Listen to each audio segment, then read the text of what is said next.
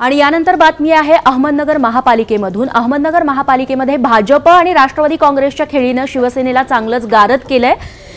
सर्वाधिक 24 नगरसेवक असून देखील शिवसेनेला महापौर पदावरती पाणी सोडावं लागले आणि अवघ्या 14 जागा असलेल्या भाजपनं आपला महापौर अहमदनगर महापालिकेच्या खुर्चीवर बसवण्यात यश मिळवलंय।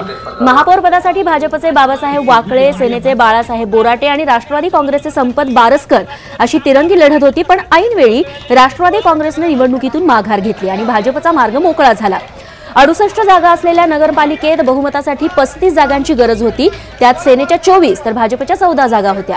हे दोन्ही पक्ष एकत्र आले असते तर कुणाचीही गरज भासली नसती, पण लोकसभेसाठी युतीची घोषणा करणाऱ्या भाजपनं नगरमध्ये सेनेला डच्चू दिला। 18 जागा असलेल्या राष्ट्रवादीला, 4 जागा असलेल्या बसपाला आणि एका अपक्षाला सोबत घेत इथं भाजपनं महापौर पद काबीज केलं। पक्षानं भाजपचे संकटमोचक महाजन गिरीश महाजन यांच्यावरती नगरचं महापौरपद काबीज करण्याची जबाबदारी सोपवलेली होती आणि त्यांनी जोरदार राजकीय खेळी करत नंबर 3 वर असून देखील भाजपचाच महापौर नगरमध्ये बसवलाय।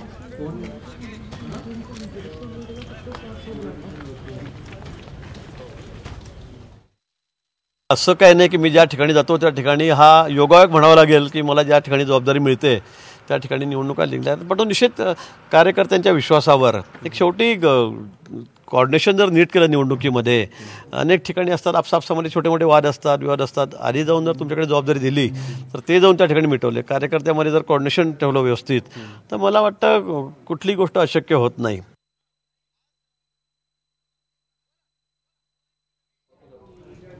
दुसरीकडे नगरमधला अपक्ष आमदार आहे श्रीपाद छिंदम, त्याच्या बाबतीत 2 घटना घडलेल्या होत्या।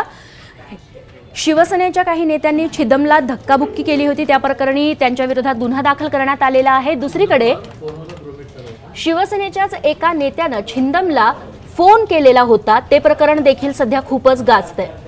शिवसेनेचे बाळासाहेब बोराटे यांनी श्रीपाद छिंदमकडे पाठिंबा मागितला होता, याचा पुरावा न्यूज 18 लोकमतच्या हाती लागलाय। बोराटे आणि छिंदमची ऑडिओ क्लिप न्यूज 18 लोकमतला मिळाली आहे। सेनेला मतदान का केलं या कारणावरून अपक्ष नगरसेवक श्रीपाद छिंदमला शिवसेनेच्या नगरसेवकांनी धक्काबुक्की केलेली होती।